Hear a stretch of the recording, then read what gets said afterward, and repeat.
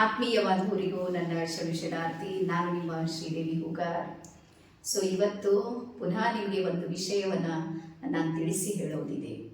ಅದು ಯಾವುದು ಅಂದ್ರೆ, ನಾವು ಯಾರಿಗಾದರೂ ಸಹಾಯ ಸಹಕಾರ ಮಾಡಿದಾಗ ನಮ್ಮ ಮನಸ್ಸಿನಲ್ಲಿ ಉಳಿಯುತ್ತೆ, ನಾನು ಇವ್ರಿಗೆ ಹೆಲ್ಪ್ ಮಾಡೀನಿ, ಅಥವಾ ನಾನು ಸಹಾಯ ಮಾಡಿನಂತ ಇವ್ರದ್ದು ಕೆಲಸ ಆಗಿದೆ, ಅಥವಾ ಅವ್ರ ಲೈಫ್ನಲ್ಲಿ ಒಂದು ಅಚೀವ್ಮೆಂಟ್ ಅನ್ನ ಮಾಡಿದ್ರು, ಅಥವಾ ಎಲ್ಲೋ ಒಂದು ಕಡೆ ಹೋಗಿ ಒಂದು ದೊಡ್ಡದಾದ ಸಾಧನೆಯನ್ನ ಮಾಡಿದ್ರು, ಅಥವಾ 4 ಜನ ಅವರನ್ನ ಗುರುತಿಸೋದಕ್ಕೆ ಶುರು ಮಾಡಿದಾಗ ಎಲ್ಲೋ ಒಂದು ಕಡೆ ಹೇಳ್ತೀವಿ ನಾನು ಹೆಲ್ಪ್ ಮಾಡಿನಂತ ಇವ್ರು ಎಷ್ಟೆಲ್ಲ ಬೆಳೆದ್ರು ಅಂತ. ಸೊ ಈ ಶಬ್ದಗಳನ್ನ ಮೇಲ್ನೋಟಕ್ಕೆ ನೋಡಿದ್ರೆ ಇದು ಸಮಾಜದಲ್ಲಿ ಎಲ್ಲರೂ ಹೇಳ್ತಾರ ನಡೆಯುತ್ತೆ ಅನಿಸುತ್ತೆ. ಆದ್ರೆ ನೀವೇನಾದ್ರೂ ಇನ್ನರ್ನಲ್ಲಿ ಆಂತರಿಕವಾಗಿ ಯೋಚನೆ ಮಾಡಿದ್ರೆ ಇದು ಬಹಳ ದೊಡ್ಡ ತಪ್ಪಾಗಿರುತ್ತೆ. ಯಾಕೆ ತಪ್ಪಾಗುತ್ತೆ ಅಂದ್ರ, ನಾವು ಸಹಾಯ ಮಾಡೋದು ಎರಡನೇ ವಿಷಯ, ಬಟ್ ಅವರು ಇಡೀ ಜಗತ್ತಿನಲ್ಲಿ ನಿಮ್ಮನ್ನ ಸಹಾಯಕ್ಕಾಗಿ ಕೇಳಿದ್ದಾರೆ ಅಂದ್ರೆ ಅವ್ರು ಬಹಳ ಗ್ರೇಟ್ ಇದ್ದಾರೆ ಅಂತ ಅರ್ಥ. ಅಂದ್ರೆ ಅವರಿಗೆಲ್ಲೋ ಒಂದ್ ಕಡೆ ಮೈಂಡ್ ಅಲ್ಲಿ, ಅವ್ರ ಸಬ್ಕಾನ್ಶಿಯಸ್ ಮೈಂಡ್ ಅಲ್ಲಿ ಏನ್ ಬಂದಿರುತ್ತೆ, ನನ್ಗಿಂತದ್ದೊಂದು ಕಷ್ಟ ಬಂದಾಗ ಇವ್ರು ನನಗೆ ಸಹಾಯ ಮಾಡ್ತಾರ ಅನ್ನುವಂತ ಅವರ ಜೀವನದ ಕಷ್ಟಗಳಲ್ಲಿ ಸಹಾಯ ಮಾಡುವಂತ ಲೀಸ್ಟ್ ಇದೆ ನೋಡ್ರಿ, ಅದರಲ್ಲಿ ನೀವು ನಂಬರ್ 1 ಇದ್ದೀರಿ. ಹಾಗಾಗಿ ಇದಕ್ಕಾಗಿ ನಾವು ಅವರಿಗೆ ಧನ್ಯವಾದ ಹೇಳಬೇಕೆ ಹೊರತಾಗಿ ಹಂಗಿಸಿ ಮಾತಾಡೋದು, ಚುಚ್ಚಿ ಮಾತಾಡೋದು, ಅಥವಾ ಅವರಿಗೆ ಇನ್ಸಲ್ಟ್ ಮಾಡೋದು, ಅಥವಾ ಇನ್ನೊಬ್ಬರ ಮುಂದೆ ಹೇಳೋದಿದೆ ನೋಡ್ರಿ, ಇದು ಒಳ್ಳೆಯ ವ್ಯಕ್ತಿತ್ವದ ಲಕ್ಷಣ ಅಲ್ಲ. ಹಾಗಾಗಿ ನನಗೆ ಬಹಳ ಸಲ ಅನಿಸೋದು ಏನು ಅಂದ್ರೆ, ನಮಗೆ ಅಹಂ ಅನ್ನುವಂಥದ್ದು ಎಲ್ಲಿ ಕಾಡುತ್ತೆ, ಅಹಂ ಅಂದ್ರೆ ಅಹಂಕಾರ ಅನ್ನುವಂಥದ್ದು ಎಲ್ಲಿ ಕಾಡುತ್ತೆ ಅಂದ್ರೆ, ನಾವು ಎಲ್ಲೋ ಒಂದ್ ಕಡೆ ಸೋಷಿಯಲ್ ವರ್ಕ್ ಮಾಡ್ತಾ ಇರ್ತೀವಿ, ಎಲ್ಲರೂ ವಾವ್ ಅಂತ ಹೇಳ್ತಾ ಇರ್ತಾರ, ಅಥವಾ ಸಹಾಯ ನಾವು ಯಾರಿಗೆ ಮಾಡಿದೀವಿ ಅವರೆಲ್ಲರೂ ಗ್ರಾಟಿಟ್ಯೂಡ್ ಮಾಡುವಂತ ಕೆಲವೊಂದು ಆಡಿಯೋಗಳು, ವಿಡಿಯೋಗಳು, ಅಥವಾ ಅವರು ಇವರು ಯಾರು ಹೇಳಿರ್ತಾರೆ ನಮ್ಮ ಕಿವಿ ತನಕ ಬಂದಿರುತ್ತೆ, ಕೇಳಿರ್ತೀವಿ, ನಮ್ಮ ಅನುಭವಕ್ಕೆ ಬಂದಿರುತ್ತೆ. ಸೊ ಅಲ್ಲಿ ಎಷ್ಟು ಸಲ ನಮ್ಮ ಅನುಭವಕ್ಕೆ ಬರುತ್ತೆ, ಅಷ್ಟು ಸಲ ಯಾರಿಗೆ ನಾವು ಸಹಾಯ ಮಾಡಿವಿ ಅವರಿಗೆ ಧನ್ಯವಾದವನ್ನ ಹೇಳಬೇಕೆ ಹೊರತಾಗಿ ನಾನು ಮಾಡಿದ್ದೀನಿ ಅನ್ನುವಂಥದ್ದು ಏನಾದ್ರೂ ಬಂದ್ರೆ, ಹಾಗಾದ್ರೆ ನನಗೆ ಮಾಡುವಂತ ಅರ್ಹತೆಯನ್ನ ಕೊಟ್ಟವರು ಯಾರಿಗಾರು ನೋಡಿ ಅವರಿಗೆ ನಾನು ಥ್ಯಾಂಕ್ ಯು ಅನ್ನ ಹೇಳ್ಬೇಕು. ಹಾಗಾದ್ರೆ ನಾನು ಯಾರಿಗೆ ಥ್ಯಾಂಕ್ ಯು ಹೇಳ್ಬೇಕು, ನಾನು ಸ್ವಯಂ ಬ್ರಹ್ಮಾಂಡಕ್ಕೆ ಧನ್ಯವಾದವನ್ನ ಹೇಳ್ತೀನಿ. ಯಾಕಂದ್ರೆ ನಾನಿವಾಗ ಸಹಾಯ ಮಾಡುವಂತೆ ಬೆಳೆಸಿದವ್ರು ಯಾರು ಅಂದ್ರೆ ಅವನು. ಹಾಗಾಗಿ ನನ್ನ ತಲೆ ಕೆಳಗಾಗಿ ಅಂದ್ರೆ ರಿಕ್ವೆಸ್ಟ್ ಮೋಡಿಗೆ ನಾವು ಬರಬೇಕೆ ಹೊರತಾಗಿ ಅಹಂಗೆ ಬಂದಾಗ ನಾವು ಜೀವನದಲ್ಲಿ ಸಫಲ ಆಗೋದಿದೆ ನೋಡ್ರಿ, ಅದು ಸಾಧ್ಯ ಇಲ್ಲ. ಹಾಗಾಗಿ ನಮ್ಮನ್ನ 1 ಸೆಕೆಂಡ್ ಅಲ್ಲೇ ಕೆಳಗಿಳಿಸುವಂತ ಶಕ್ತಿ ಯಾವ್ದಾದ್ರು ಇದೆ ಅಂದ್ರ ಅದು ನಮ್ಮೊಳಗಿರುವಂತ ಅಹಂಕಾರ. ಹಾಗಾಗಿ ಹೇಳ್ತಾರೆ ಅಹಂಕಾರಕ್ಕೂ 5 ಮಕ್ಕಳಿರ್ತವಂತ. 5 ಮಕ್ಕಳು ಏನು ಅಂದ್ರೆ, ನಾನೇ ಮಾಡ್ತೀನಿ, ನನಗೆ ಬಿಟ್ಟು ಯಾರು ಮಾಡೋದಿಲ್ಲ, ನಾನಂದ್ರೆ ಬಹಳ ಗ್ರೇಟ್ ಇದ್ದೀನಿ, ನಾನಿದ್ರೆ ಎಲ್ಲ ನಡೆಯುತ್ತೆ, ನಾನು ಅಂದ್ರೆ ಎಲ್ಲ ಅನ್ನುವಂತಹ ಈ 4-5 ಮಕ್ಕಳಿದ್ದಾರೆ ನೋಡ್ರಿ, ಅವರು ನಮ್ಗೆ ಏನ್ ಮಾಡ್ತಾರೆ ಅಂದ್ರೆ ನಿಧಾನಕ್ಕೆ ಕೆಳಮುಖ ಚಲನೆ ಆಗೋದಕ್ಕೆ ಶುರು ಆಗುತ್ತೆ. ಸೊ ಹಾಗಾಗಿ ನಮ್ಮ ಶರಣರು ಕೊಟ್ಟಿರುವಂತಹ ಬಹಳ ದೊಡ್ಡ ತತ್ವ ಯಾವುದು ಅಂದ್ರ ದಾಸೋಹ ಅನ್ನುವಂಥದ್ದು. ಹಾಗಾಗಿ ಇಲ್ಲಿ ದಾನ ಅನ್ನುವಂತ ವಿಚಾರವನ್ನ ಬಂದಾಗ ಯಾರು ಕೊಡ್ತಾರ ಅವ್ರು ಬಹಳ ಗ್ರೇಟ್ ಇರ್ತಾರ, ತೆಗೆದುಕೊಳ್ಳುವವರು ಸ್ವಲ್ಪ ಕಡಿಮೆ ಆಗಿರ್ತಾರೆ, ಒಂದು ಸ್ಟೆಪ್. ಬಟ್ ಯಾವಾಗ ದಾಸೋಹ ಭಾವಕ್ಕೆ ಬರುತ್ತೆ, ಅಲ್ಲಿ ಕೊಡುವವನು ಮಾತ್ರ ರಿಕ್ವೆಸ್ಟ್ ಮೋಡಿಗೆ ಬಂದಿರ್ತಾನೆ.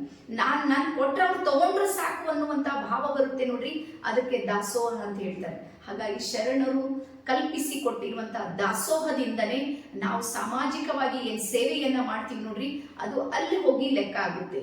ಅಂದ್ರೆ ನಮ್ಗೆ ಅಹಂಕಾರ ಬಂದಾಗ ನಾವು ಮಾಡಿರುವ ಸಹಾಯ ಇದೆ ನೋಡ್ರಿ, ಅದು ಶೂನ್ಯ ಆಗುತ್ತೆ, 0 ಆಗುತ್ತೆ. ಹಾಗಾಗಿ ದಯವಿಟ್ಟು ನನ್ನನ್ನ ಕೇಳ್ತಾ ಇರುವಂತಹ ಪ್ರತಿಯೊಬ್ಬರಿಗೆ ಹೇಳೋದು ಏನು ಅಂದ್ರ, ನೀವು ಯಾರಿಗಾದ್ರೂ ಸಹಾಯ ಮಾಡಿದ್ದೀರಿ ಅಂದ್ರ ಮೊದಲು ನೀವು ಧನ್ಯವಾದವನ್ನ ಅವನಿಗೆ ಹೇಳ್ರಿ. ಯಾಕಂದ್ರೆ ಅವನು ನಿಮ್ಗೆ ಆ ಶಕ್ತಿಯನ್ನ ಕರುಣಿಸಿದ್ದಾನೆ.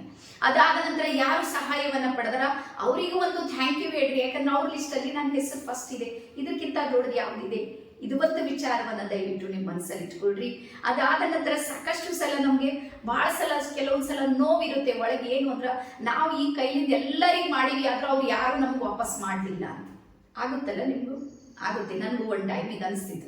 ನಾವೆಲ್ಲರಿಗೆ ಹೆಲ್ಪ್ ಮಾಡಿವಿ, ನಾವೆಲ್ಲರಿಗೆ ಕೈ ಜೋಡಿಸಿವಿ, ಅವ್ರ ಕಷ್ಟಕ್ಕೆ ನಾವೆಲ್ಲ ಆದಿವಿ, ಆದ್ರೆ ನಮ್ ಕಷ್ಟ ಬಂದಾಗ ಫೋನ್ ಸಮೇತ ರಿಸೀವ್ ಮಾಡ್ಲಿಲ್ಲ, ಅವ್ರು ಓಡಿ ಬರ್ಲಿಲ್ಲ, ನಮ್ಗೆ ಯಾವ್ದೋ ಒಂದು ನಯಾ ಪೈಸೆ ಸಹಾಯ ಮಾಡ್ಲಿಲ್ಲ ಅಂತ ಅಕ್ಕೊರಗು ಅನ್ನೋ ಬಹಳ ಸಲ ನಾವು ನೋಡ್ತಾ ಇರ್ತೀವಿ. ಈಗ ಇದಕ್ಕೆ ಒಂದು ಸಣ್ಣ ಪರಿಹಾರವನ್ನ ಹೇಳ್ತೀನಿ ನಿಮ್ಗೆ, ಯೋಚನೆ ಮಾಡಿ. ಎಕ್ಸಾಂಪಲ್, ಇದು ನೆಗೆಟಿವ್ ಅಂತ ತಿಳ್ಕೊಬೇಡ್ರಿ, ಬಟ್ ನೀವು ಸಮಾಧಾನ ಮಾಡ್ಕೊಳ್ಳೋದಕ್ಕೆ ಇದು ಬಹಳ ದೊಡ್ಡ ಬೆಸ್ಟ್ ಐಡಿಯಾ. ಈಗ ನಾವು ಏನ್ ಮಾಡ್ತೀವಿ, ನಮ್ಮ ಮನೆ ಎದುರಿಗೆ ಭಿಕ್ಷುಕರು ಬಂದಿರ್ತಾರೆ, ಏನೋ ಒಂದು ಅವ್ರಿಗೇನೋ ಒಂದು ಕೊಡೋದಿರುತ್ತೆ ನಮ್ಗೆ. ಸೊ ನಾವು ತಕ್ಷಣಕ್ಕೆ ನಾವ್ ಏನ್ ಮಾಡ್ತೀವಿ ಅಂದ್ರೆ, ನಾವು ಯಾವ್ದು ಅವ್ರಿಗೆ ಕೊಡ್ತೀವಿ, ನಮ್ಮಲ್ಲಿ ಯಾವ್ದು ಎಕ್ಸ್ಟ್ರಾ ಇದೆ ಅದೇ ಕೊಡ್ತೀವಿ. ನಾವು ಬಳಸುವಂತದ್ದಂತೂ ಸಾಕಷ್ಟು ಸಲ ಕೊಡೋದಿಲ್ಲ, ಇದು ಫ್ಯಾಕ್ಟ್. ಸೊ ಹಾಗಾಗಿ ನನ್ನ ಮನೇಲಿ ಏನು ಹೆಚ್ಚಿದೆ, ಯಾವ ಸಾಮಗ್ರಿ ಅಡಿಗೆದಲ್ಲಿ ಉಳ್ಕೊಂಡಿದೆ ಅಥವಾ ಬಟ್ಟೆ ಬರೀ ಏನು ಉಳಿದಿದೆ, ನಾನು ಅದು ಯೂಸ್ ಮಾಡೋದಿಲ್ಲ ಅಂದಾಗ ನಾವು ನೇರವಾಗಿ ಇವಾಗ ಏನು ಮಾಡ್ತೀವಿ, ಅವ್ರಿಗೆ ಕೊಟ್ಟು ಹಾಕ್ತೀವಿ. ಒಂದು ಸಲ ಕೊಟ್ಟ ಮೇಲೆ ಮುಗಿತಾ, ಆಮೇಲೆ ನಾವು ಯೋಚನೆ ಮಾಡೋದಿಲ್ಲ, ಕೊಟ್ಟು ಮತ್ತೆ ಉಲ್ಟಾ ರಿಲ್ಯಾಕ್ಸ್ ಆಗ್ಬಿಡ್ತೀವಿ. ಯಾಕಂದ್ರೆ ನಮ್ಮ ಮನೆಯಿಂದ ಹೊರಗೆ ಹೋಗ್ಬಿಡ್ತು, ಅವ್ರು ಬಳಸೋದಕ್ಕೆ ಆಯಿತು, ಇದು ಥ್ಯಾಂಕ್ ಯು ಪರಮೇಶ್ವರೇ. ಆದರೆ ಯಾವತ್ತಾದ್ರೂ ಅಪ್ಪಿ ತಪ್ಪಿ ನಮಗೆ ಊಟ ಬೇಕಾಗಿದೆ ಅಥವಾ ಏನೋ ಒಂದು ಬೇಕಾಗಿದೆ, ಕೊಟ್ಟವರಿಗೆ ಹೋಗಿ ನಾವು ವಾಪಸ್ ಕೇಳ್ತೀವ ಭಿಕ್ಷುಕರಿಗೆ, ಓ ನಾನು ಅವತ್ತು ನಿಮಗೆ ಕೊಟ್ಟು ನೀವು ವಾಪಸ್ ಕೊಡು? ನೋ, ನಮ್ಗೆ 100% ಗೊತ್ತಿದೆ, ನಾವು ಅವ್ರ ಹತ್ರ ಕೇಳೋದಿಲ್ಲ. ಯಾಕೆ ಕೇಳೋದಿಲ್ಲ ಅಂದ್ರೆ ಅವ್ರು ಭಾಳ ಕಡು ಬಡವರು, ಅವ್ರು ಇನ್ನೊಬ್ಬರನ್ನ ಕೇಳಿ ಕೇಳಿ ಬದುಕುವಂತ ಹೊರತಾಗಿ ಅವ್ರು ಕೊಡುವ ಅರ್ಹತೆ ಅವ್ರಿಗಿಲ್ಲ ಅಂತ ನಮ್ಗೆ ಗೊತ್ತಿರುತ್ತೆ. ಸೇಮ್ ಅದೇ ರೀತಿ ನೀವು ಯಾರಿಗಾದ್ರೂ ಸಹಾಯ ಮಾಡಿದ್ರಿ, ಅವ್ರು ವಾಪಸ್ ನಿಮ್ಗೆ ಏನಾದ್ರೂ ಮಾಡ್ತಾ ಇಲ್ಲ ಅಂದ್ರ ದಯವಿಟ್ಟು ಪರಮಾತ್ಮನಿಗೆ ಧನ್ಯವಾದ ಹೇಳ್ರಿ, ನೀವು ಅವ್ರಿಗಿಂತನೂ ಗ್ರೇಟ್ ಇದ್ದೀರಿ ಅಂತ. ಹಾಗಾಗಿ ನೀವು ಯಾರಿಗೆ ಸಹಾಯ ಮಾಡಿದ್ರಿ, ಅವರಿಂದ ಏನಾದ್ರೂ ಕೇಳ್ತಾ ಇದ್ದೀರಿ ಅಂದ್ರ ಇಲ್ಲಿ ಯಾವ ರೀತಿ ಭಿಕ್ಷುಕರಿಗೆ ವಾಪಸ್ ಕೇಳುವಂತ ಸ್ಥಿತಿ ಬರುತ್ತೆ ನೋಡ್ರಿ, ಸೇಮ್ ಎನರ್ಜಿ ಇಲ್ಲೂ ವರ್ಕ್ ಮಾಡುತ್ತೆ. ಹಾಗಾಗಿ ಯಾರಿಗಾದ್ರೂ ಸಹಾಯ ಮಾಡಿದ್ರ ದಯವಿಟ್ಟು ಕಾಲ್ ಮಾಡಿ ಹೇಳ್ಬೇಡ, ನಾನು ಇವಾಗ ಸಹಾಯ ಮಾಡೀನಿ, ಇದು ಸಹಾಯ ಮಾಡೀನಿ, ಅಥವಾ ಯಾರ್ದೋ ಒಂದು ಹೇಳ್ಕೊಳ್ಬೇಡ ನಾನು ಹೆಲ್ಪ್ ಮಾಡೀನಿ. ನೋ, ನೀವು ಹೆಲ್ಪ್ ಮಾಡುವಂತ ಶಕ್ತಿ ಆ ಪರಮಾತ್ಮ ಕೊಟ್ಟಿದ್ದಾನೆ, ಮತ್ತು ಅವರಿಂದ ಯಾವ ನಿರೀಕ್ಷೆನೂ ಮಾಡ್ಬೇಡ್ರಿ. ಯಾಕಂದ್ರೆ ಅವ್ರಿಗೆ ಮಾಡ್ಲಿಕ್ಕೆ ಆಗೋದಿಲ್ಲ, ಪಾಪ ಅವ್ರು ಆ ಸ್ಥಿತಿಯಲ್ಲಿ ಇರ್ತಾರಂತೆ, ನೀವ್ಲಿಂದ ಹೆಲ್ಪ್ ಕೇಳ್ತಾರೆ. ಅವ್ರು ಒಂದೇಳೆ ಹೆಲ್ಪ್ ಮಾಡುವಂತ ಸ್ಥಿತಿಯಲ್ಲಿ ಇದ್ರೆ ಅವ್ರು ನಿಮ್ಮಂದ್ರೆ ಯಾಕೆ ಕೈ ಚಾಸ್ತಾರೆ, ಯೋಚನೆ ಮಾಡ್ರಿ. ಸೊ ಹಾಗಾಗಿ ಇವೆಲ್ಲ ಸಿಂಪಲ್ ವಿಚಾರಗಳು, ಬಹಳ ಸಾಧಾರಣ, ಅದು ಜೀವನಕ್ಕೆ ಬಹಳ ದೊಡ್ಡ ಉದ್ದೇಶವನ್ನ ನೀಡುತ್ತೆ. ಹಾಗಾಗಿ ಯಾವಾಗ್ಲೂ ಕೊಡುವ ಕೈಗಳಾಗ್ರಿ ಹೊರತಾಗಿ ಚಾಚುವ ಕೈಗಳಾಗ್ಬೇಡ್ರಿ. ನಾವು ಯಾರಿಗೆ ಚಾಚಬೇಕಂದ್ರ ಆ ಮೇಲಿರುವಂತ ಪರಾತ್ಪರ ಶಕ್ತಿ ಇದೆ ನೋಡ್ರಿ, ಆ ಶಕ್ತಿಗೆ ನಾವು ಕೇಳಿದಾಗ ನಮ್ಗೆ ಎಷ್ಟು ಬೇಕು, ನಮ್ಮಲ್ಲಿ ಹೇಳ್ತಾರ ಭಗವಾನ್ ಜಬ್ಬಿ ದೇತಾ ಹೇ ದೇತಾ ಚಪ್ಪಟ್ ಹಾಡ್ಗೆ ಅಂತ. ಅಂದ್ರು ಅವ್ನು ಕೊಡೋದಕ್ಕೆ ನಿಂತ್ರೆ ಅದು ಅಷ್ಟು ಇಷ್ಟು ಕೊಡೋದಿಲ್ಲ, ನಿಮ್ಮ ಲೆಕ್ಕಕ್ಕೆ ಸಿಗದಷ್ಟು ಅವ್ನು ಕೊಡ್ತಾನ. ಆದ್ರೆ ಅವ್ನು ಕೊಡೋ ತನಕ ನೀವು ಕೊಡುವ ಭಾವವನ್ನ ನಿಮ್ಮಲ್ಲಿ ಆಕ್ಟಿವೇಟ್ ಮಾಡ್ಬೇಕು. ನೀವು 100 ಕೊಟ್ಟಾಗೆ ಅವನು 1000 ಕೊಟ್ಟಿರ್ತಾನೆ, ನೀವು 1000 ಕೊಟ್ಟಾಗೆ ಅವ್ನು 1,00,000 ಕೊಟ್ಟಿರ್ತಾನೆ, ನೀವು 1,00,000 ಕೊಟ್ಟಾಗೆ ಅವ್ನು 10,00,000 ಕೊಡ್ತಾನ. ಆದ್ರೆ ನಾನು ಯಾರಿಗೆ ಕೊಡೋದಿಲ್ಲ, ಎಲ್ಲರೂ ನನಗೆ ಕೊಡ್ಲಿ ಅಂದ್ರ ಅದು ಅಸಾಧ್ಯವಾದ ಮಾತು. ಹಾಗಾಗಿ ಇವೆಲ್ಲ ಯೂನಿವರ್ಸ್ನ ಸಿಸ್ಟಮ್ ಅಂತ ಹೇಳ್ತಾರೆ. ಹಾಗಾಗಿ ಈ ಸಿಸ್ಟಮ್ ಅಲ್ಲಿ ನೀವು ದಯವಿಟ್ಟು ಅರ್ಥವನ್ನ ಮಾಡ್ಕೊಡ್ರಿ. ಯಾವುದೇ ಕಾರಣಕ್ಕೆ ಅಹಂ ಪಡುವುದಿದೆ ನೋಡ್ರಿ, ಅದನ್ನ ತೆಗೆದುಹಾಕ್ರಿ.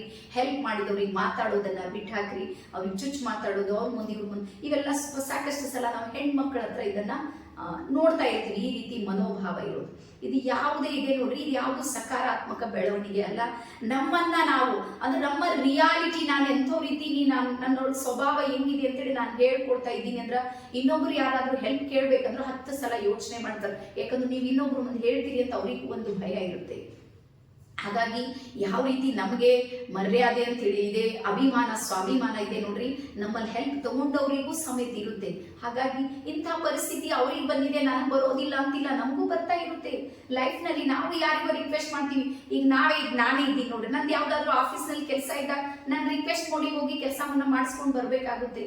ನನ್ನ ಸಹಾಯ ಸಹಕಾರ ಮಾಡ್ಲಿಲ್ಲ ಅಂದ್ರೆ ನನ್ನ ಕೆಲಸಗಳು ಸಮೇತ ಆಗೋದಿಲ್ಲ. ಹಾಗಾಗಿ ಇದು ಒಂದು ಚೈಲ್ಡ್ ಸಿಸ್ಟಮ್ ಇದೆ. ಈ ಸಿಸ್ಟಮ್ ಅನ್ನ ನೀವು ಅರ್ಥ ಮಾಡ್ಕೊಂಡಾಗ ಮಾತ್ರ ಸಕ್ಸಸ್ ಆಗೋದಕ್ಕೆ ಸಾಧ್ಯ ಇದೆ ಅಂತ ಹೇಳ್ತಾ, ನಿಮ್ಮನ್ನ ನೀವು ಪರಿವರ್ತನೆ ಮಾಡಿಕೊಳ್ಳುವಂತ ಈ ಅಂಶ ನಿಮ್ಮ ಜೀವನದಲ್ಲಿ ಅಳವಡಿಸ್ಕೊಳ್ರಿ ಅಂತ ಹೇಳ್ತಾ ಎಲ್ಲರಿಗೂ ಶರಣಾರ್ಥಿ. ಧನ್ಯವಾದ.